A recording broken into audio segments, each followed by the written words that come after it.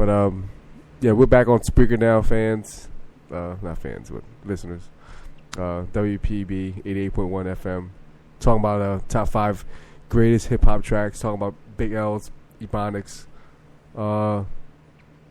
Yeah, the stuff that he said, like riding an iron horse. Like I didn't know what that was. Oh yeah, I was thinking the same thing. I was the iron horse. Like what the iron horse? Train. For years, I heard that said from people, but I didn't really didn't know. I mean, yeah. Until Big L said, "Oh, okay, that's what it is. It's a train." Right. All right. Wait, the iron horse is the train, and but that song was like really bubbly. Yeah. Champagne's bubbly. A deuce is a honey. That's ugly. That's if your girl's fine, she's a dime. I knew that one. Yeah, I knew that one. Big L said he took a whole year to write that song. A whole year. Yeah, I could say. I believe it. I mean, that's great. That's what you call commitment to the craft. Like it takes sometimes like great songs like that. Yeah, has to be like. I mean, when you listen to his stuff, he was a perfectionist. Yeah, I mean, he took Lord Finesse's flow and made it his. Right. And the lines were just excellent, man. Like he executed. I think he's one of the first to really execute the art of punchline too. Oh yeah, like definitely. Before, like Nas came out around the same time. Like Jay-Z's been around too, but nobody, nobody was really doing a punch line. Every line was just like. Well, that was his thing was stacking them one after the other. You know what I mean? That was. Biggie did it, but Biggie didn't do it with the precision. Right. Biggie's style. He was the sloppy. way he weaved it together. Well. Right. It wasn't necessarily. I wouldn't say sloppy. I wouldn't say it wasn't a punchline. It was more like there, but it's not there. It's like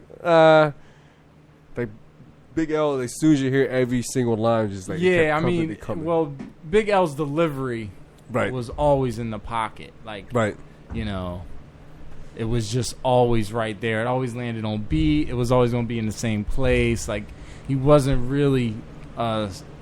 Dynamic with where it landed, but he made it look so easy. You know what I mean? He made it sound really easy, actually. He did. And a lot of people, a lot of MCs kind of ran with that too, actually. Like when you listen to who's the guy Cassidy?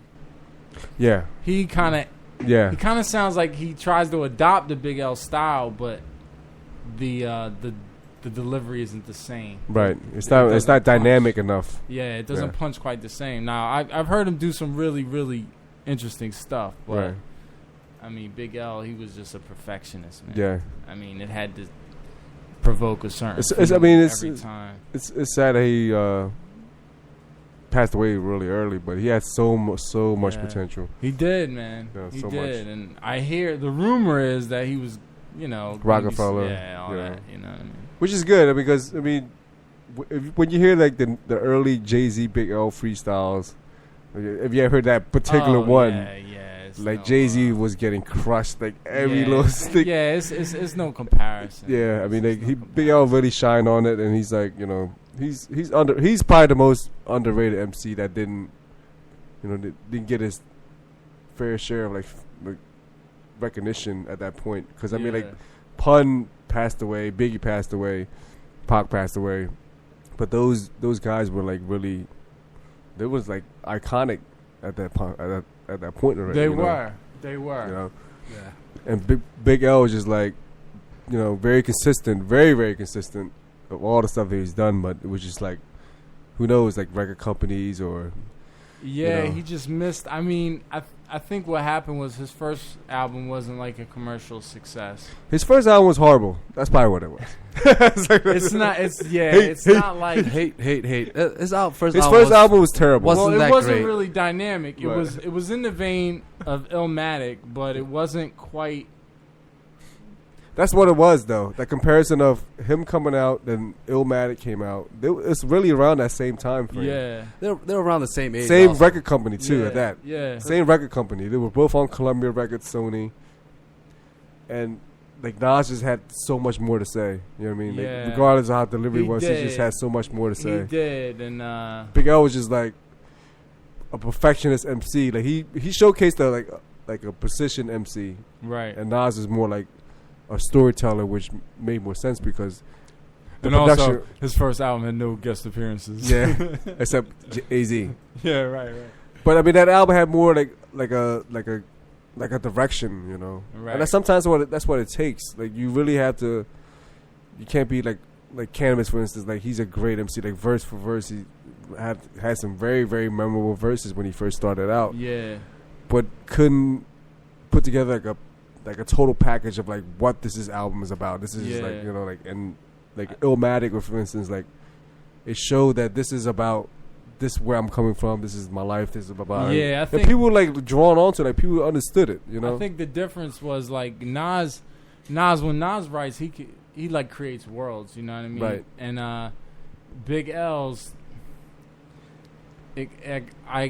As dope as his lines were, like it wasn't like I could be there. You know what I mean? It was like it was more of a fantasy. Right. It was more of a fantasy than like, I mean, although, you know, as real as Illmatic sounds, you know, it's a fantasy as well. Right. But it's a fantasy that I can like step into, you know, as I listen to the album. You know, it relates more. Yeah, instantly. It was a little more relatable. Like, what does he say? I think about a smooth criminal, beat breaks, never pop me in your box. If it eats tapes, you know what I mean? That's like, you know, I can relate to that. You know what I mean? But you know, I think time really had a lot to do with it also, because like you had to look up what was around before the Illmatic album. We had like Dice Effects. We had the whole Telly Riley era. Like it was everything was just so over the top. Yeah. It was either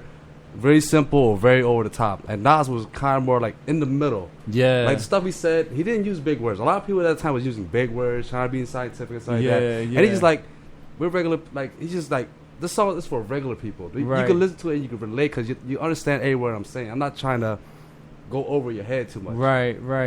And another thing about that album, I listen to all the time, is that every song was like perfect behind each other. Like, he used to take the Illmatic album and rearrange the songs, then listen to it that way. It won't sound as good as it was from track one to the last track. That's true. Mm.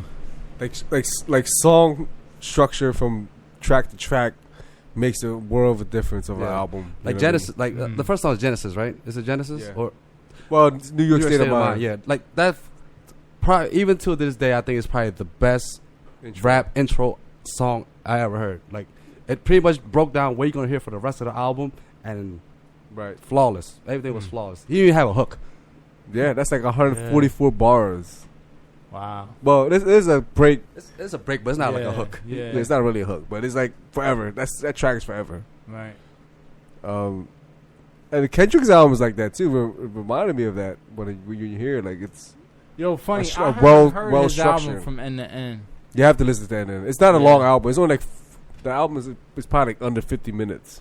Oh, okay. So it's only like 12 songs. Okay. But each song just like goes into each story. Like I mean, like it's like one big story. Right. But each song is like a chapter of that story, and it's like 20 years from now, it will probably be looked at as like better than like Illmatic or something like that. You know what I mean? Oh wow. It's in that vein, and it brings a whole leap of things. I mean, because the production, the vocal techniques, like really the approach fantastic. of like recording is like he brings some. He probably didn't even think of that at the time. He probably just did it just how he felt. But it was like, you know, it's sometimes like magic happens when you just like kind of just approach it the way you want it to be. Right. You know. And you're not going to get like an album like that anytime soon again. I mean, like J. Cole's coming out next week. Right. Kanye's coming out next week. You're not going to hear an album like that for a very, very long time. I mean, you're going to have something cloned and, like, you know, of course, like people are going to try to get to that level, but like stuff like that happens unexpectedly. You know, and first albums, I mean that those albums take like years to make, right? Because, you know, it's you trying to get everything together. It's you know, spending time like writing after work, right? You know what I mean? For, you know, 5-6 months on a song, something like that. You know what I mean? When the first albums always take the longest, you know. Because that album, like that Kendrick album, like I think the only album that I could think of before that was like a real decent album was probably like 50's first album. Oh, you wow. know, and that's really almost over 10 years ago now. What, that could compare with that one? Right. I mean, I'm just saying like as far as like as an album, you know what I mean, like hip hop album. You know, album I like the go ahead. One album I thought like even like after that came out, I thought it was a solid album, and I really didn't like the artist at all. But I thought the T.I.'s King album was really good. It was. In that nature. I would say that too. And I hate Was T.I. his first album? Hate. Album? Yeah, T.I.'s King album was that's a very good. That's a great album too. Is that? Yeah. I was gonna say he catapulted with that one. Like he stepped it up way beyond his. Like I didn't expect that from T.I. Yeah. That King album was it called King? Yeah, King. That's almost 10 years ago now. When you think about wow. it, you know that's a long time ago now. That came out around the same time like 50's album and all that. Right. You know. But that's not a classic. This you could go back to and this is like, damn, this is a great album. But they're like a Kendrick album, Illmatic, or like even like Blueprint or something. But you go as in like an album where like almost every song was solid. It was good songs. That's probably the last one. And even the Kendrick Lamar album, I could skip 5 songs on that album easily. Well, I got two albums I want to. Yeah. The hip hop albums. One is Jeezy. Thug Motivation. Thug Motivation. Hate. Thug Motivation 101. That album. That's a great debut. Yo, that'll do it for you. Yeah, I mean, that'll do it for you. There's a lot of great debuts. That album was I'm not even into that kind of stuff. Right. I mean, like the cocaine rap. Yeah. Like that's not my thing. But I'll tell you, that will definitely get you motivated. That's a great title. I like that. Title. It's like Thug Motivation 101. Is it Thug Motivation 101? Yeah, Thug Motivation 101. Yeah. The tracks on that are really something else, man. I like his. I think Thug Motivation 103, the recent one. I like that album a lot too. He's got a song on there. I can't remember the name of it. That's really good, man. But you know, Mad Villainy.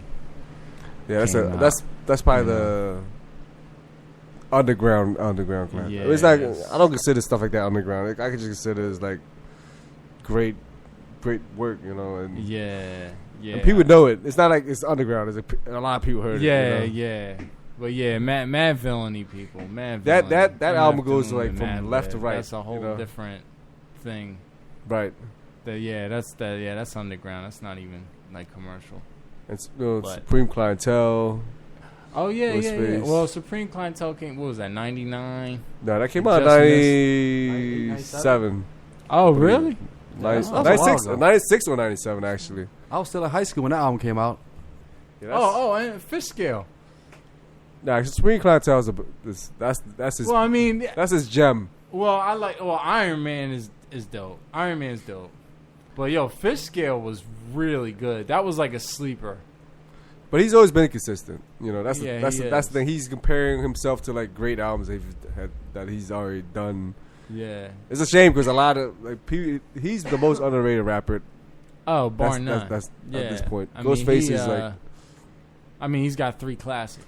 I mean, I haven't bought any albums from him since Fish Scale, but that's beside the point. Yeah, right. That was true. But yo, I did download it illegally. He's got 3 classic albums. You know, I mean, a lot of people know Ghostface. Love a lot Ghostface. Of people don't. But if you're, you know, if you don't know a lot about Ghostface, yo, go out and get Supreme Clientele, Iron Man, and definitely grab Fish Scale. They are all classics, and you will not be disappointed. You're not feeling Bulletproof Wallets? That's a great album too. Hate. No, it wasn't. What's that? Bulletproof Wallets. What's that? Well, according to the source, he almost got 5 mics for that.